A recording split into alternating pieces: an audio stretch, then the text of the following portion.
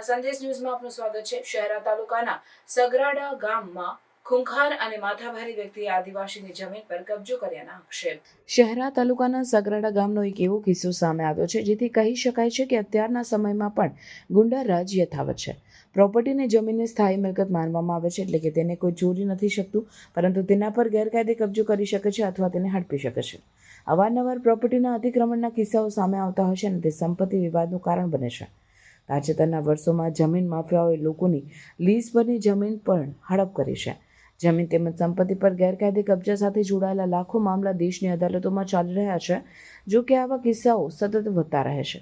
હવે વાત કરી તો શહેરા તાલુકાના સગરાડાની જ્યાં રહેતા આદિવાસીએ ભારત સરકાર મિન્ટ કુટુંબ પરિવાર મચ્છાર પર્વત ભાઈ સોમાભાઈ રૂપાભાઈ અમદાવાદ હાઈકોર્ટમાં અને ગાંધીનગર તેમજ ગોધરા કલેક્ટર અને શહેરા પ્રાંતને તેમની જમીન પર ગેરકાયદેસર માથાભારે વ્યક્તિએ કબજો કર્યો છે તેવી રજૂઆત કરી છે, પણ અત્યાર સુધી તેના પર કોઈ યોગ્ય પગલાં ભર્યા નહીં, જેથી મીડિયા સમક્ષ પર્વતભાઈએ કબજો કરનાર પર આક્ષેપ કર્યા છે। જેમાં પર્વતભાઈ જાહેરમાં જણાવે છે કે બારિયા પ્રભાત ભીમાભાઈ જયંતિભાઈ ઉદાભાઈ અંદાભાઈ અર્જનભાઈ મકરદમે તમારી જમીન પર કબજો કર્યો છે।